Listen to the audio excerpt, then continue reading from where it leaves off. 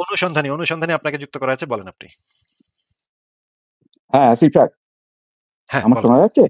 হ্যাঁ, শোনা যাচ্ছে, বলেন। হ্যাঁ, আমি একটা শব্দটা হিন্দিতে বলে শায়েদ, উর্দুতে বলে শায়েদ, ইংরেজিতে হলো পারহ্যাপস, বাংলায় হলো সম্ভবত, হয়তোবা, এরকম। এই শব্দটা কোরআনে 170 অথবা 270 বার এসেছে। আপনার কি এই সম্পর্কে একটু জানা আছে? ফারাজ ভাই কি বলছেন উনি? কি শব্দটা? আপনি কি শুনছেন ফারাজ ভাই? না ভাই, আমি একটু ফোকাস করতে পারি নাই, মানে ঠিক মতো শুনে যায়নি হ্যাঁ, আর কি। শব্দটা হলো বাংলায় বাংলায় শব্দটার মানে হলো সম্ভবত। আমি আরবিটা আচ্ছা, ঠিক আচ্ছা। জানি না। শায়েদ। বাংলা শায়েদ, হিন্দিতে কিংবা উর্দুতে বলে শায়েদ, হ্যাঁ, হ্যাঁ। ইংরেজিতে শব্দটার অর্থ হলো পারহ্যাপস। ঠিকই বলেছেন। হ্যাঁ, কোরআনে এই জিনিসটা আছে। কোরআনে এই ধরনের একটা প্রবলেম আছে যে আল্লাহ বলেছেন যে সম্ভবত হ্যাঁ, কিন্তু যেমন ধরেন এই আয়াতটার ভিতরে এটা হচ্ছে সূরা মুমতাহিনার ৭ নম্বর আয়াত। সম্ভবত আল্লাহ তোমাদের মধ্যে আর তাদের মধ্যকার যাদেরকে তোমরা শত্রু বানিয়ে নিয়েছো তাদের মধ্যে বন্ধুত্ব সৃষ্টি করে দিবেন। আরেকটা অনুবাদে বলা আছে আশা করা যায় আল্লাহ বলতেছে যে আশা করা যায়। এটা তো আল্লাহ তো এটা বলতে পারে না, তাই না? এটা তো তাইলে কেমনে হবে? আমার প্রশ্ন হলো এটা, আমি জানলাম এই শব্দটা কোরআনে 170 কিংবা 270 বার এসেছে। আমার কাছে কোনো রেফারেন্স চাইলে আমি দিতে পারবো না, কারণ আমার কাছে রেফারেন্স নেই, আমার শোনা। আর যেহেতু আপনি এই কোরআন সম্পর্কে অনেকের থেকেই বেশি জানেন, আপনি ভালো জানবেন যে এসেছে কি। আর যদি এসে থাকে তাহলে আমার প্রশ্ন যে এই কোরআন একটা আল্লাহর বাণী, আল্লাহ সর্বজ্ঞানী, মানে সবার উপরে, তিনি সম্ভবত শব্দটা, হয়তো বা শব্দটা কি করে ব্যবহার করতে পারে? তিনি তো নিশ্চয়ই জানবেন, তিনি তো নিশ্চিত ভাবে জেনেই তারপরে মানুষের কাছে এটা প্রচারের জন্য দিয়েছেন। তাহলে তিনি সম্ভবত শব্দটা কেন ব্যবহার করবেন? জাস্ট এই নাস্তিকদের একটু বোকা বানানোর জন্য।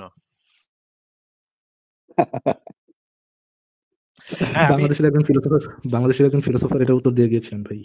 কি এমনিতেই খুশির কি ঠেলায় করতে, এমনি। খুশির আচ্ছা ঠেলায় করতে শুনে নিয়ে আসি ভাই। হ্যাঁ।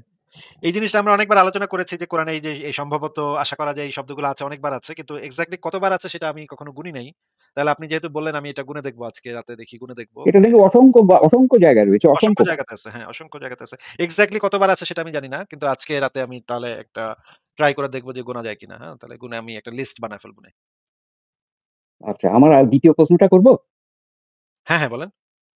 আমার দ্বিতীয় প্রশ্নটা হলো, আহ নবী মোহাম্মদের জন্মের আগে পৃথিবীতে কি মসজিদ ছিল? মসজিদ বলতে তো অ যে জিনিসটা বুঝায় সেই জিনিসটা মানে উপাসনালয় তো ছিলই। কাবায় তো একটা উপাসনা, উপাসনালয় ছিল। না আমি বলছি মুসলিমদের জন্য, মানে আমার প্রশ্নটা এরকম যে নবী মোহাম্মদের পরে যদি মসজিদ তৈরি হতে আরম্ভ করে, তাহলে নবী মোহাম্মদের আগে যে সমস্ত নবীরা ছিলেন, বিভিন্ন, নবী মোহাম্মদ তো শেষ নবী, তাহলে তার আগে অসংখ্য নবী ছিলেন, তারা কোথায় উপাসনা করতেন? সেই উপাসনাগুলোর নামটা কি? সেগুলো তো নিশ্চয়ই মসজিদ নয় তাহলে। না। মসজিদ শব্দটা তো আরবি একটা শব্দ। সেটাকে তো উপাসনালয় বোঝানো হয়। মিনিংটা হচ্ছে হ্যাঁ উপাসনালয়। হ্যাঁ, মুসলিম, এখন আমি বলতে চাইছি মুসলিম উপাসনালয়। মসজিদ মানে মুসলিম উপাসনালয়। না, মসজিদ মানে আসলে মুসলিম উপাসনালয় না। মসজিদ মানে উপাসনালয়।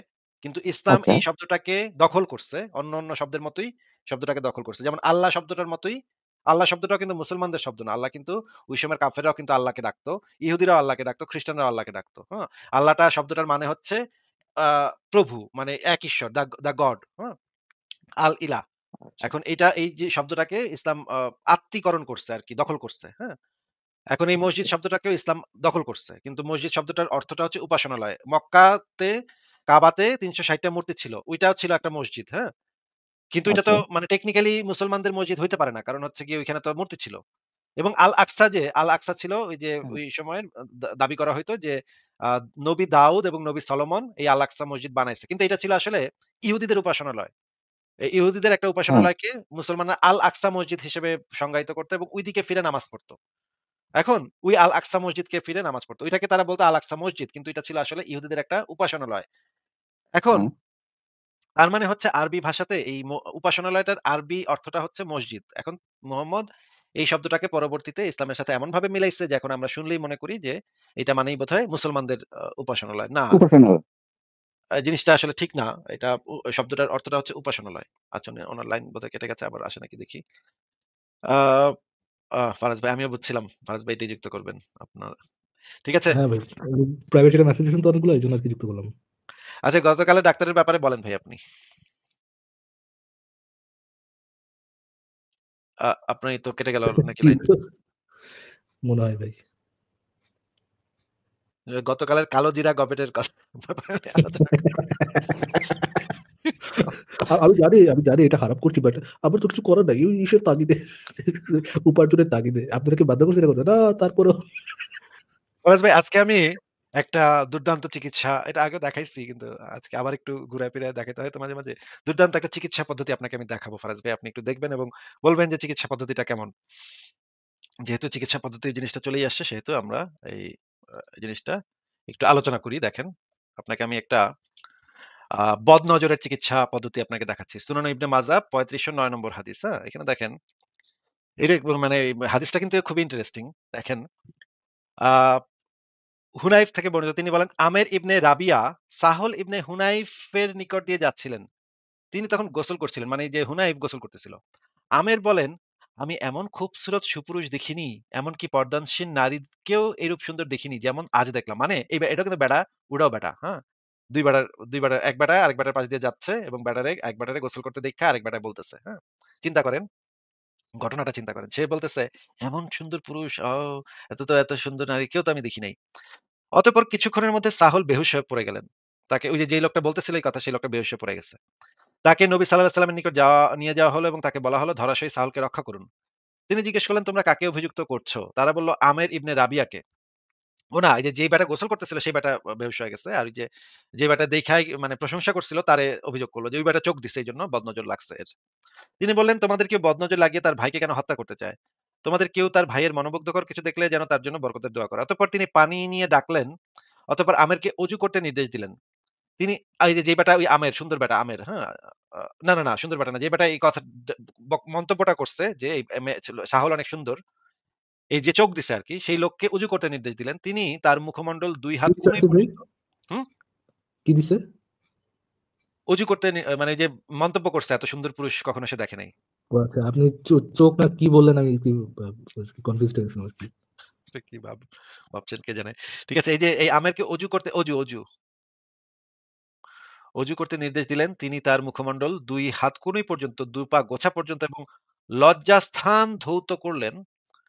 মানে ফারাজ ভাই, ওই যেই বেটার হচ্ছে চোখ দিছে, চিন্তা করেন, কি দিছে? আহ চোখ দিছে, আচ্ছা, বদনজর চোখ দিছে। চোখ দিছে। ওকে, ওকে। বদনজর দিছে তার এই যে মানে ওই যে ওর লজ্জাস্থানটা ধৌত করলেন, মানে প্যান্টের ভিতরে মানে সামনে এবং পিছনে ধৌত করলেন। তিনি আমেরকে পাত্রের পানি আ সাহলের উপর ঢেলে দেওয়ার নির্দেশ দিলেন। হাউ ডু ইউ নো যে প্যান্টের ভিতরে? আই মিন প্যান্ট পরা ছিল, হাউ ডু ইউ নো?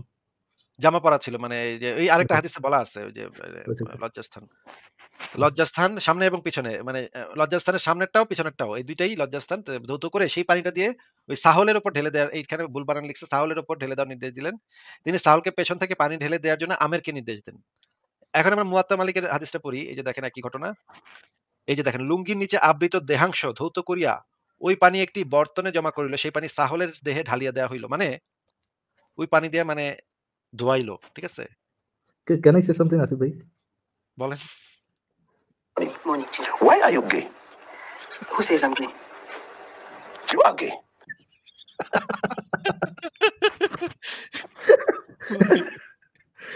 ভাই, এ তো পুরা রগরগা হাদিস ভাই, রগরগা হাদিস দেখেন। এই যে বেটা হাত পা মানে এই যে জিনিসপত্র ধোয়ানো পানি দিয়ে গোসল করাইছে সাহাল। মানে কি একটা অবস্থা ভাই। কেমনে কি মানে এগুলা? ১ম এ বলছে ওই পানি কালেক্ট করছে, দেন বলছে এটা তোমার গায়ে ঢালো। ভাই, ছোটবেলায় ছোটবেলায় মা কইতো যে, তোর এই বন্ধুর পা ধুয়ে পানি খায়। আল্লাহ বাঁচাইছে ভাই, ১৪০০-১৫০০ বছর আগে চপায় নাই, কই কি ধুয়ে পানি খাইতে কইতো। অত্যাচার লাগলে ভাই কি দোয়া পানি খাওয়ায় দিত। ইস! কি একটা অবস্থা। আর ওই সময় তো মানুষ এই যে পাথর দিয়ে ঘষতো, তাই না? মানে পেছনে এবং সামনে তো পাথর দিয়ে ঘষতো। ইস! এই পানিটা কি দুর্গন্ধযুক্ত পানি হবে ভাই, ভাবতেই আমার বমি, বমি লাগতেছে ভাই। আমার মরুভূমিতে ধরেন মাসকে মাস গোসল করে না। একদিন গোসল করছে, ওই পানি লয়ে আইছে। ওহ মাই গড! আসিফ ভাই, কি অবস্থা, কি অবস্থা এগুলা। আপনারা যারা চান তারা এই যে এই হাদিসটা বের করে পড়ে দেখেন। ভালো লাগবে নাকি খারাপ লাগবে জানি না। সেটা আপনাদের রুচির বিষয়। আমি আর কিছু বললাম না। ঠিক আছে? ফারাজ ভাই আপনি কি তাহলে একটু যুক্ত করবেন? আমি তাহলে ঘুরে আসি। Sure, sure, Asif, sure. আম অনুসন্ধানী আপনাকে যুক্ত করেছে, আমি একটু বলুন। ফরেস্ট সাহেব, আমি একটু আগেই কথা বলেছি। আমি দুটো প্রশ্ন করার ছিল, দুটো প্রশ্নই করা হয়ে গেছে। আর আপনাকে একটা আচ্ছা, কথা বলার ছিল। আম, আজকাল মমিনরা সহজে যুক্ত হতে চাইছে না, তার কারণ কিন্তু আপনি। আপনার ওই বিখ্যাত প্রশ্নটা, যে নামাজ পড়তে জানেন কিনা, আর তারপরে যে ওই একটা মানে ভয়ঙ্কর একটা ব্যাক কিক, এই ভয়ে কিন্তু অনেকে যুক্ত হতে ভয় পাচ্ছে। আমার কথাটা বুঝতে পেরেছেন? আচ্ছা, আচ্ছা। জি, জি, জি, বুঝতে পারছি। ঠিক আছে ভাই, অনুসন্ধানী ভাই, দেখি তাহলে তো দেখি কোনো আচ্ছা, আমি ইনভাইট পাই কিনা। কেটে দিচ্ছি, আপনি অন্য কাউকে যুক্ত করুন। ওকে, থ্যাংক ইউ, যুক্ত হওয়ার জন্য ধন্যবাদ। কি অনুসন্ধানী আপনাকে যুক্ত করা আছে। বলেন আপনি। হ্যাঁ, আসিফ সাহেব, হ্যাঁ, আমার বলেন। শোনা যাচ্ছে? হ্যাঁ, শোনা যাচ্ছে। বলেন। হ্যাঁ, আমি একটা শব্দটা হিন্দিতে বলে শায়েদ, উর্দুতে বলে শায়েদ, ইংরেজিতে হলো পারহ্যাপস, বাংলায় হলো সম্ভবত, হয়তোবা, এরকম। এই শব্দটা কোরআনে 170 অথবা 270 বার এসেছে। আপনার কি এই সম্পর্কে একটু জানা আছে? ফারাজ ভাই কি বলছেন উনি? কি শব্দটা? আপনি কি শুনছেন ফারাজ ভাই? না ভাই, আমি একটু ফোকাস করতে পারিনি। মানে ঠিক মতো শুনাই যায়নি হ্যাঁ, আরকি। শব্দটা হলো বাংলায় বাংলায় শব্দটার মানে হলো সম্ভবত। আমি আরবিটা আচ্ছা, ঠিক আচ্ছা। জানি না। শায়েদ। বাংলা শায়েদ, হিন্দিতে কিংবা উর্দুতে বলে শায়েদ, হ্যাঁ, হ্যাঁ। ইংরেজিতে এটা শব্দটার অর্থ হলো পারহ্যাপস। ঠিকই বলেছেন। হ্যাঁ, কোরআনে এই জিনিসটা আছে। কোরআনে এই ধরনের একটা প্রবলেম আছে যে আল্লাহ বলেছেন যে সম্ভবত হ্যাঁ, কিন্তু যেমন ধরেন এই আয়াতটার ভিতরে এটা হচ্ছে সূরা মুমতাহিনার ৭ নম্বর আয়াত। সম্ভবত আল্লাহ তোমাদের মধ্যে আর তাদের মধ্যকার যাদেরকে তোমরা শত্রু বানিয়ে নিয়েছো তাদের মধ্যে বন্ধুত্ব সৃষ্টি করে দিবেন। আরেকটা অনুবাদে বলা আছে আশা করা যায় আল্লাহ বলতেছে যে আশা করা যায়। আল্লাহ তো এটা বলতে পারে না, তাই না? এটা তো তাইলে কেমনে হবে? আমার প্রশ্ন হলো এটা, আমি জানলাম এই শব্দটা কোরআনে 170 কিংবা 270 বার এসেছে। আমার কাছে কোনো রেফারেন্স চাইলে আমি দিতে পারবো না, কারণ আমার কাছে রেফারেন্স নেই, আমার শোনা। যেহেতু আপনি এই কোরআন সম্পর্কে অনেকের থেকেই বেশি জানেন, আপনি ভালো জানবেন যে এসেছে কি। আর যদি এসে থাকে, তাহলে আমার প্রশ্ন, যে এই কোরআন একটা আল্লাহর বাণী, আল্লাহ সর্বজ্ঞানী, মানে সবার উপরে, তিনি সম্ভবত শব্দটা, হয়তো বা শব্দটা কি করে ব্যবহার করতে পারে? তিনি তো নিশ্চয়ই জানবেন, তিনি তো নিশ্চিত ভাবে জেনেই তারপরে মানুষের কাছে এটা প্রচারের জন্য দিয়েছেন। তাহলে তিনি সম্ভবত শব্দটা কেন ব্যবহার করবেন? জাস্ট এই নাস্তিকদের একটু বোকা বানানোর জন্য। হ্যাঁ, আমি বাংলাদেশের একজন ফিলোসোফার এটার উত্তর দিয়ে গিয়েছিলেন ভাই। কি এমনিতেই খুশির ঠেলায় করতে। এমনি। খুশির আচ্ছা ঠেলায় করতে শুনেননি আসিফ ভাই? হ্যাঁ। এই জিনিসটা আমরা অনেকবার আলোচনা করেছি যে কোরআনে এই যে এই সম্ভবত, আশা করা যায় এই শব্দগুলো আছে, অনেকবার আছে। কিন্তু এক্সাক্টলি কতবার আছে সেটা আমি কখনো গুনি নাই।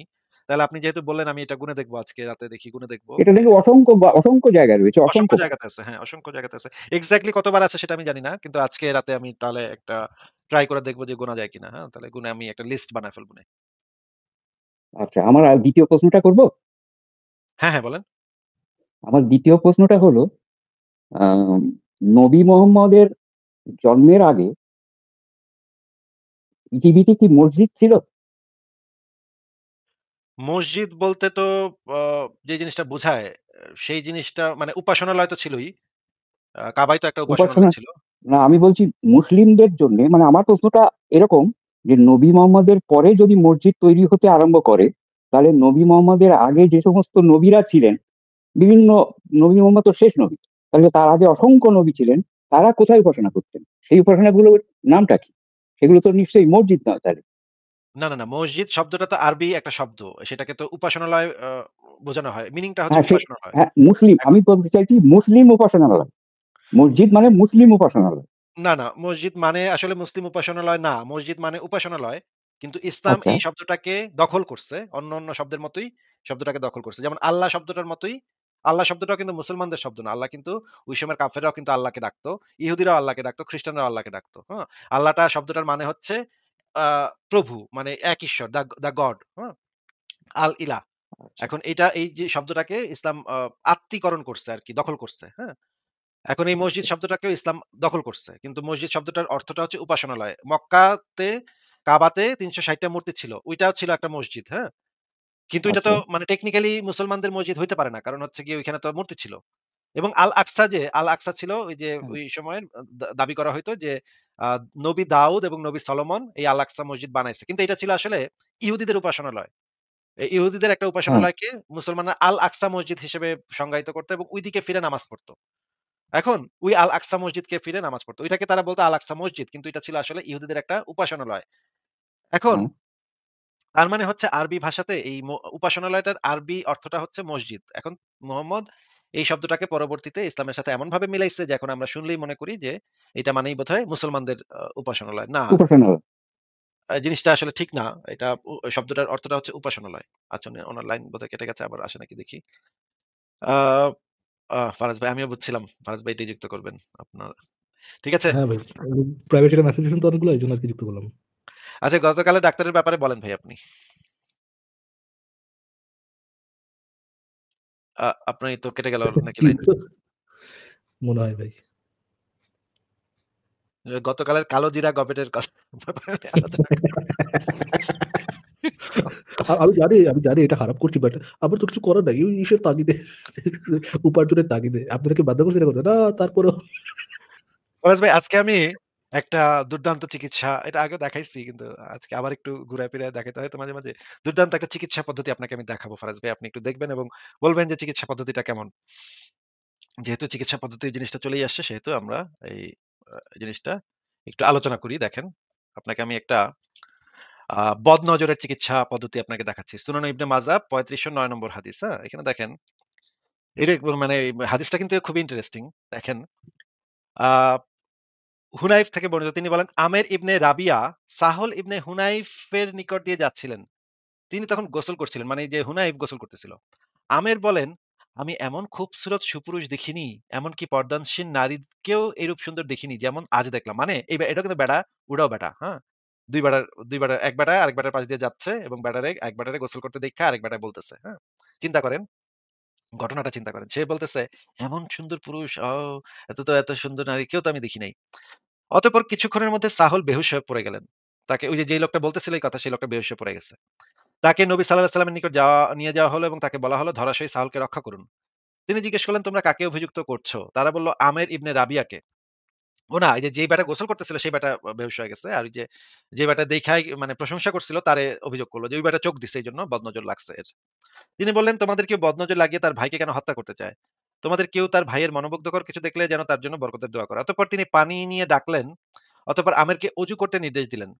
তিনি এই যে বেটা ওই আমের সুন্দর বেটা আমের, হ্যাঁ? না, সুন্দর বেটা না। যে বেটা এই কথা দ মন্তব্যটা করছে যে এই সাহল অনেক সুন্দর। এই যে চোখ দিছে আরকি, সেই লোককে উজু করতে নির্দেশ দিলেন। তিনি তার মুখমণ্ডল ২ কি হাত দিছে কোনই আসিফ ভাই? পর্যন্ত হুম? কি দিছে?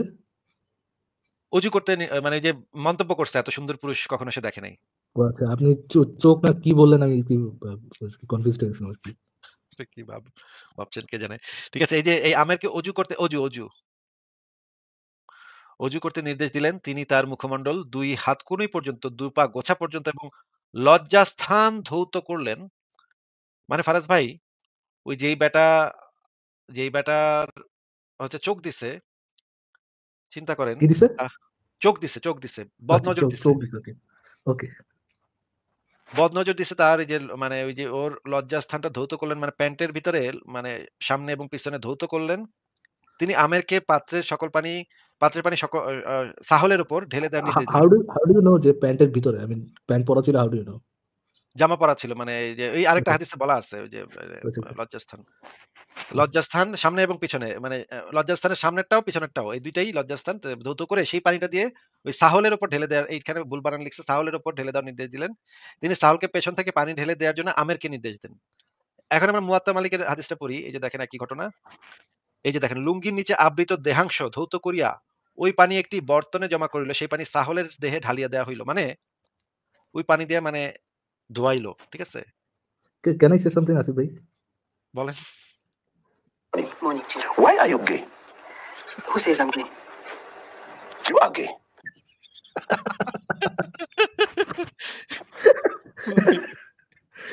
ভাই, এ তো পুরা রগরগা হাদিস ভাই। রগরগা হাদিস দেখেন। এই যে বেটা হাত পা মানে জিনিসপত্র ধোয়ানো পানি দিয়ে গোসল করাইছে সাহাল। মানে কি একটা অবস্থা ভাই। কেমনে কি মানে প্রথমে বলছে ওই পানি কালেক্ট করছে, দেন বলছে এটা তোমার গায়ে ঢালো। ভাই ছোটবেলায় মা কইতো যে তোর এই বন্ধুর পা ধুয়ে পানি খায়, আল্লাহ বাঁচাইছে ভাই 1400-1500 বছর আগে চপ্পা নিয়ে কই কি ধুয়ে পানি খাইতে হইতো। অত্যাচার লাগলে ভাই কি দেওয়া পানি খাওয়াই দিত। কি একটা অবস্থা। আর ওই সময় তো মানুষ এই যে পাথর দিয়ে ঘষতো, তাই না? মানে পেছনে এবং সামনে তো পাথর দিয়ে ঘষতো। ইস! এই পানিটা কি দুর্গন্ধযুক্ত পানি হবে ভাই, ভাবতেই আমার বমি, বমি লাগতেছে ভাই। আমার মরুভূমিতে ধরে মাসকে মাস গোসল করে না, একদিন গোসল করছে ওই পানি লয়ে আইছে। ও মাই গড! আসিফ ভাই কি অবস্থা, কি অবস্থা এগুলা। আপনারা যারা চান তারা এই যে এই হাদিসটা বের করে পড়ে দেখেন। ভালো লাগবে নাকি খারাপ লাগবে জানি না। সেটা আপনাদের রুচির বিষয়। আমি আর কিছু বললাম না। ঠিক আছে? ফারাজ ভাই আপনি কি তাহলে একটু যুক্ত করবেন? আমি তাহলে ঘুরে আসি। শিওর, শিওর আসিফ ভাই, শিওর। আম অনুসন্ধানী আপনাকে যুক্ত করেছে, আমি একটু বলুন। ফরেস্ট সাহেব, আমি একটু আগেই কথা বলেছি। আমি দুটো প্রশ্ন করার ছিল, দুটো প্রশ্নই করা হয়ে গেছে। আর আপনাকে একটা আচ্ছা, কথা বলার ছিল। আম, আজকাল মমিনরা সহজে যুক্ত হতে চাইছে না, তার কারণ কিন্তু আপনি। আপনার ওই বিখ্যাত প্রশ্নটা যে নামাজ পড়তে জানেন কিনা, আর তারপরে যে ওই এটা মানে ভয়ঙ্কর একটা ব্যাক কিক, এই ভয়ে কিন্তু অনেকে যুক্ত হতে ভয় পাচ্ছে। আমার কথাটা বুঝতে পেরেছেন? আচ্ছা, আচ্ছা। জি, বুঝতে পারছি।